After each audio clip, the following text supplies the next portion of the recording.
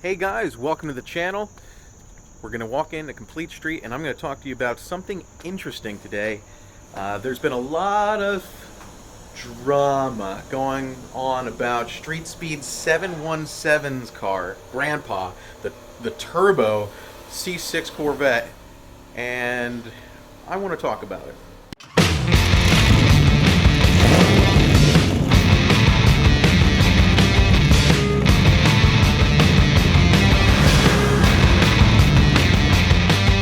First, I need my coffee.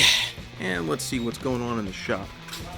So on the dyno, we have a 2018 Camaro SS that just went through our fast lane process. That's intake and headers. And we're about to dyno that. So we are making some good progress on one of the cars that just came in. It came in with a Whipple, and it is going to leave with the Andrew package plus a Whipple and nitrous. Nitrous. Nitrous. Nitrous. Nitrous. So we got a lot of stuff going on today, but you know what? I want to get right into it. I want to talk about StreetSpeed717 because I know you guys want to talk about it because you're drama-loving freaks. Well, GrandPa came back, and GrandPa's his turbo C6 with a power glide. And I'm going to tell you what I really think about it. I think it seems like an awesome build. It's 427 cubic inches of fury, and it seems like it's very well built. LMR, I believe, did a wonderful job on it. Now, I haven't seen like the tune or anything like that, but everything that I see from LMR seems to be top-notch, and I think that that's a wonderful build. Now, a lot of you goofballs are commenting about stuff like, it's I don't know, it took a while. Well, it took 9 months. Yeah, it took a while to get that job done, but you know what? It's a big job. Building a race car doesn't happen overnight. In fact, perfect example, because you guys are all drama lovers, is the Freedom Rocket. Now, we built the Freedom Rocket, the most recent version of it, in about 3 weeks or so, but there's still tons of tweaking that needs to happen. There was a lot of fabric. Some stuff was already there, like the cage. Now, I don't think the C7 has a cage, or the C6. I don't think StreetSpeed C6 has a cage in it, but there's a lot of stuff going on that really, it takes time, especially time to dial in. Now, the Corvette dialing it in on the track is, hey, here's the stock suspension, go. Like, it's fantastic. But a Camaro is not as fortunate.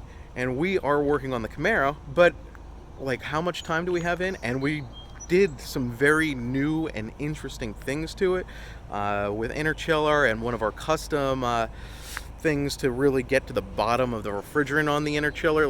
We did some really cool stuff that we're testing out, and we found some solenoids that weren't working as they should have been, and made adjustments. And that's what racing's about. It's about making adjustments and dialing the car in, and it does not happen overnight. Now, Nick's car ran a 9.1 the other day on a very soft launch, like a 1.4 something 60 foot. That car should easily be able to do a 1.2 when it hooks and we get that suspension dialed in. So that will be really, really fun. And that'll be a very consistent 8-second car on boost. I think it's probably got an 8.8 in it, boost only. And then when we spray the nitrous, because we got to spray the nitrous, that's going to take it to the bottom of the 8s, I believe. And if we're at the bottom of the 8s and Street Speed's at the bottom of the 8s, I think we're going to have a really, really good race. Now, I know you guys are thinking, no, but you didn't think that we had a good race the last time, and we came out on top twice. But I mean, not to cause drama or anything, I'm just saying that we have two very well-built cars. Both of them need something. Like, he needs to get a cage in it. For him to run that kind of, time and mile per hour, you need a cage and a parachute, and so does Nick. Well, Nick already has the cage and parachute, but we also need nitrous in order to compete with that car. I mean, that car is a missile. It's a Corvette. Corvettes, and here's an example. The Camaro, and this is a sleeker Camaro, and that's a Tree SS for those of you wondering. The Tree SS is a sleeker version of the Camaro than the 5th gen. I mean, the 5th gen's like a brick through the wind. And then you have a missile through the wind. And that's very, very important in terms of the comparison, because there's nothing that we're going to be able to do for the high end. The high end, I mean, it's a brick through the wind. Nick's car is probably going to be a 160 something Trapper, but low 8s, and Mike's car is a low 8 at 176. I mean, he's just going to have that high end. He's got the turbo, he's got all sorts of cool stuff to keep it going super duper hard. Also, we need to turn the boost up a little bit on Nick's car. So fun stuff all around. I'm saying we're going to have a good race, if they race. I hope they race. I think it would be really fun if they race. I'm just hitting it to have fun, and that's what we're all in it to do. All of us want to have fun racing and having a really great time doing what we love. And we have different cars. Comparing a Corvette to a Camaro is like an apples to oranges comparison. Sure, they're both fruits, but like they're totally different. And oranges are better. So in terms of Mike's car, I think it's a wonderful car. I think it's very, very cool. Freaking 427 cubic inches of turbo fury. Love it. I mean, I have a twin turbo C7. I love that car. Now mine's a street car. It's like, you know, see, complete street performance. So mine has my heated and cooled seats, AC, like it's got all the works. Like it is a legit street car. I even drive around on my run flats. But I will tell you that, you know, if it was race car, I mean, Mike's car would probably be how I go. I mean, it sounds awesome. It performs awesome. It's everything I want from a race car. Like, except it needs a cage and a parachute. Not to bash Mike. I'm not bashing Mike. I'm just saying that's what he needs to accomplish next. He needs a cage and a parachute. Nick needs nitrous to be able to compete with his car. And when both of those things are done, I think those two should race. What do you guys think? Write it in the comments below. And let's find out if we can get those two, you know, together for a little, I don't know, what would we call it? A YouTube call out? I don't know. So I gotta get back to work. I gotta dyno this, and then we're gonna dyno the blue 6th gen ZL1 with the Whipple out back. We're gonna up the boost today and see, instead of 850 on pump, if we can make 900 on pump. That'd be pretty cool. So let's make some numbers while we're here, right? A little pissed right now. I was trying to get Boss Man in the picture and I spilled a little bit on my white CSP shirt. Like, I'm gonna keep this one clean. I lasted an hour today. Damn it. Junk.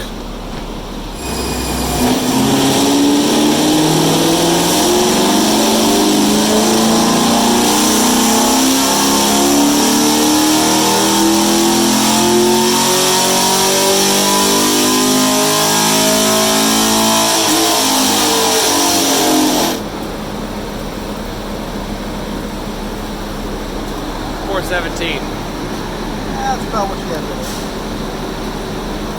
That's good, because with flex fuel, getting close to 450, which is normally what it does. And the MSD intake would add another 20 on top of it.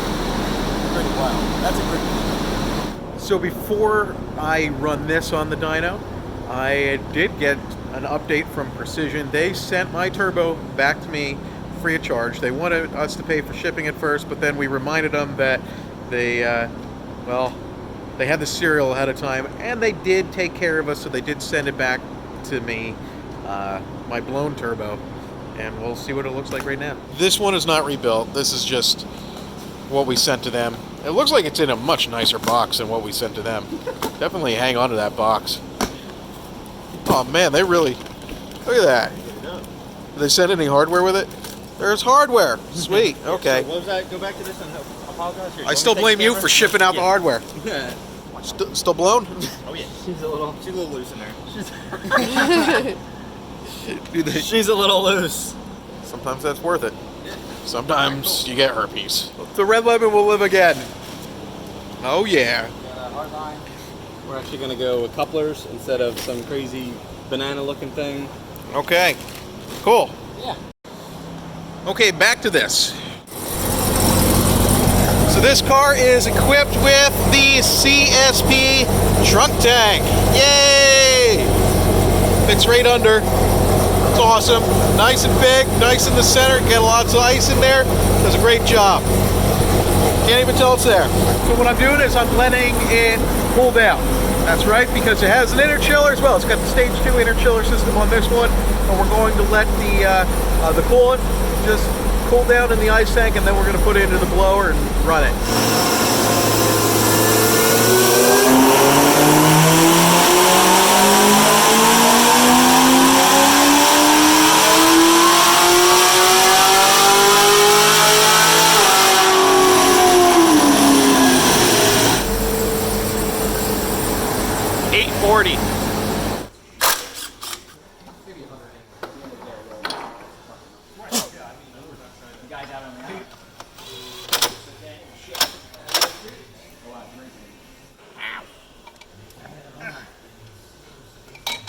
Well, it went on there.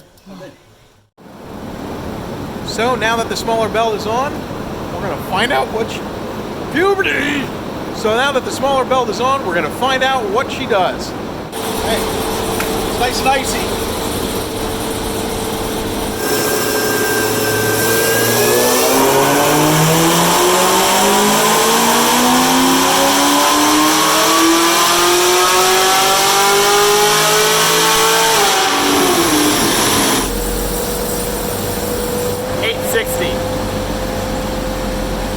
What torque? Looks like it picked up a lot of torque.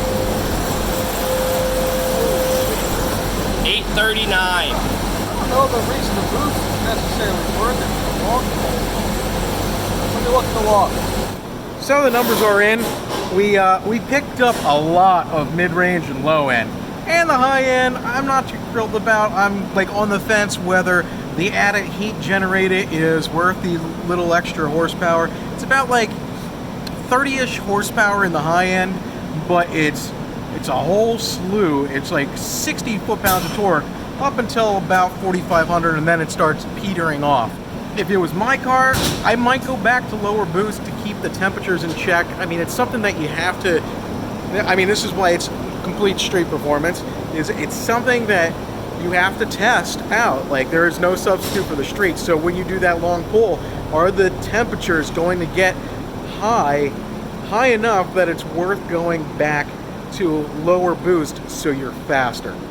And that's something that will be able to be done by this customer because he does have HP tuners, so he is going to end up taking a log of what it's doing. So guys, I hope you enjoyed today's video, and I hope to see that race between Street Speed and Guitarmageddon. I think that would be a really cool race, but we each have to get the cars taken care of before we can do that. They are both race cars, and we both want them to go fast. I wish everybody good luck here, but I want the Freedom Rocket to win, so we're gonna not just wish good luck, we're also going to like do a couple more things. Okay, adios.